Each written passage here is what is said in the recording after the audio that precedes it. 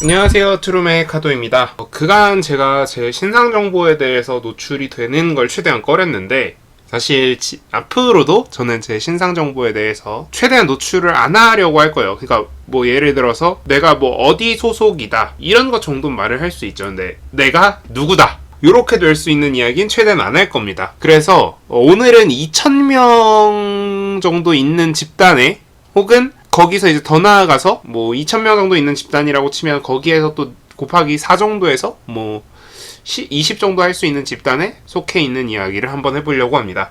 그래서 한 4만 명? 우리나라에 4만 명 정도? 전체 인구가 한 5천만 정도 되니까 좀 많이 줄겠죠? 그래서 거기 속해 있는 집단의 이름이 뭐냐? 최대주주에 대해서 일단 저는 최대주주로 있는 그러니까 제가 아니라 저희 집안이 최대주주로 있는 회사가 있는 상황입니다. 그래서 최대주주에 대해서 여러분들이 좀 궁금해하실 것 같더라고요. 그래서 좀 그 얘기를 좀 해보려고 하는데 뭐가 제일 궁금할 것 같느냐?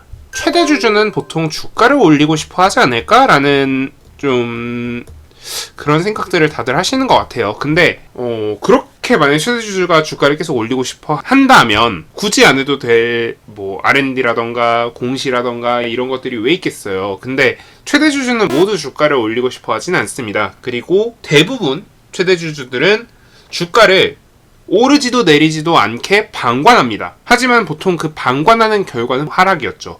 그래서 왜 이런 심리를 가지고 있고 그리고 어떤 최대 주주들이 주가를 올릴 수 있을까 이런 이야기를 좀 해보려고 해요. 자, 일단 우리가 좀 잘 생각해봐야 되는 건 뭐냐면요, 최대 주주가 보통 몇 퍼센트의 지분을 가지고 있느냐 이걸 좀 잘 생각해봐야 될 것 같아요. 그리고 최대 주주에 대해서 좀 두 가지 특성으로 나눠봐야 될 것 같습니다. 자, 일단 첫 번째로는 창업자 집안이 있을 거고요. 그리고 투자자 집안이 있을 거예요. 이 투자자 집안에는 다른 기업을 창업한 그리고 그로 인해서 투자한 사람이 있을 거고요. 거기서 돈을 번 걸로 투자한 사람이 있을 거고요. 그리고 진짜 순수 투자자, 순수 금융 투자자 이렇게가 있을 거예요. 자, 창업자들은요 대부분 초기 자본이 되게 부족해요. 왜냐면 기업의 이윤이 내 돈이 아닙니다. 그래서 이런 사람들은 주가를 굉장히 끌어올리고 싶어 해요. 왜? 언젠가 주식을 팔거나 혹은 주식을 담보로 대출을 받아서 그거를 자기 돈화 시키고 싶어 하거든요. 자, 기업이 1,000억이 있던 1조가 있건 그건 개인 입장에서는 내 돈이 아닙니다. 그래서 이런 사람들은 대부분 주가를 되게 많이 끌어올리고 싶어 하는 성향이 있어요. 그래서 여러분들이 투자를 하실 때 창업자가 최대주주인 집안은 좀 관심을 가져볼 만 하겠죠. 그리고 이런 곳은 상속 이슈가 항상 있어요. 그리고 그로 인한 지분 싸움 이슈가 있습니다. 그래서 이런 이유로 여러분들이 이런 창업자가 최대주주인 회사에 대해서는 조금 관심을 가져볼 만합니다. 자, 그리고 투자자 중에 순수 금융 투자자인 경우가 있습니다. 자, 이런 경우에는요 좀 성향을 갈라야 돼요. 장기 투자와 단기 투자. 자, 단기 투자자 성격은요 또 여기서 또 갈라집니다. 차입금을 이용해서 들어온 다음 그 회사가 가지고 있는 현금 자산으로 이 차입금을 갚아나가는 경우, 사실 이런 거는 좀 문제가 될 수는 있어요. 하지만 우리나라에서 보통 무자본 M&A라고 하는 성격의 기업들이 이런 것들을 하죠. 근데 이런 거는 전 개인적으로 추천하지 않습니다. 자, 그리고 단기 금융 투자자인데 이런 경우가 있어요. 우리가 소위 이제 PEF라고 하죠. 이 기업을 너무 좋은 회사인데 단기적으로 부실해. 그래서 이 회사를 인수를 한 다음에 단기적으로 이 회사를 재무구조라던가 인적풀을 개선하는 겁니다. 그래서 우리 소위 이제 사람 됐다라고 하잖아요. 그렇게 만들어서 이제 회사를 팔고 나가는 거예요. 자, 이런 경우에는 저는 굉장히 추천드리고 싶습니다. 그러면 이 케이스는 뭘까요? 장기 투자자 같은 경우에는 당연히 장기 투자만 하세요. 이거는 단기 성격은 아닙니다. 자, 이런 경우에는 사실 돈은 있어요. 그리고 이 사람들이 필요한 건 명예예요. 그래서 이 사람들은 보통 주가 부양에 대해서 큰 의지가 있지 않아요.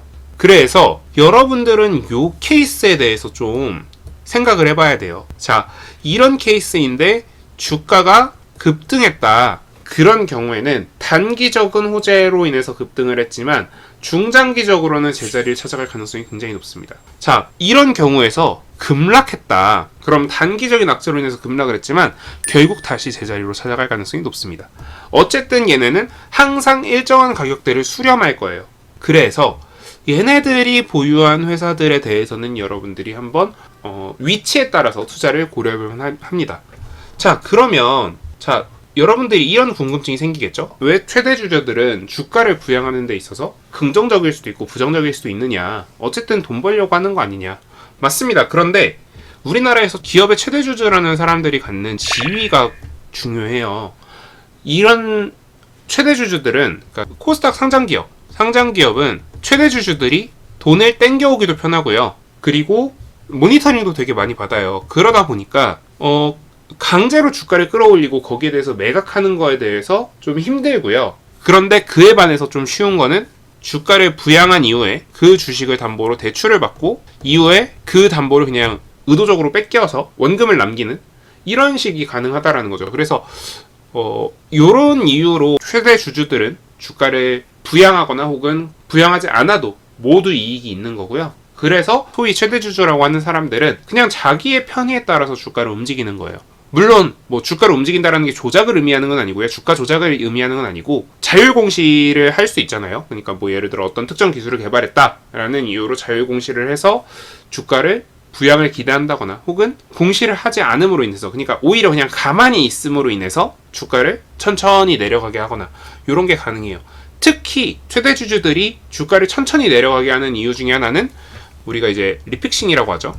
전환사채, 그러니까 이제 회사에다가 뭐 예를 들어 1억을 빌려줘요. 지금 회사의 주가는 1,000원입니다. 그럼 10만 주를 받겠죠? 이게 500원이 됐어요. 그러면 똑같이 1억이에요. 그럼 20만 주겠죠? 자, 그 뒤에 이 회사가 다시 1,000원으로 돌아왔습니다. 그럼 이 1억은 얼마가 돼요? 2억이 됩니다. 자, 근데 여기에 함정은 있어요.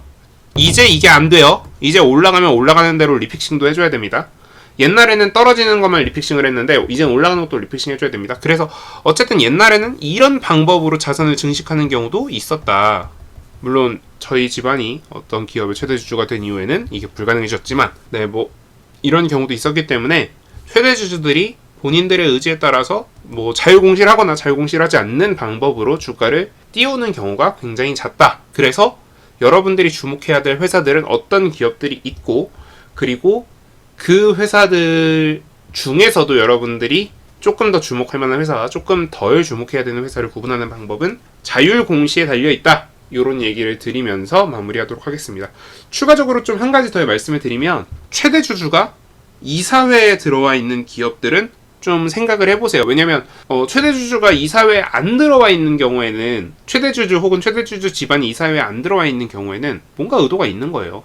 이사회에 들어와 있어야만 어떤 책임과 권한이 같이 생긴다라는 거 말씀드리면서 오늘 영상 여기서 마무리하도록 하겠습니다. 네, 감사합니다. 지금까지 트레이딩룸의 카도였습니다. 오늘 영상 도움되셨다면 구독, 좋아요, 알람 설정 부탁드립니다.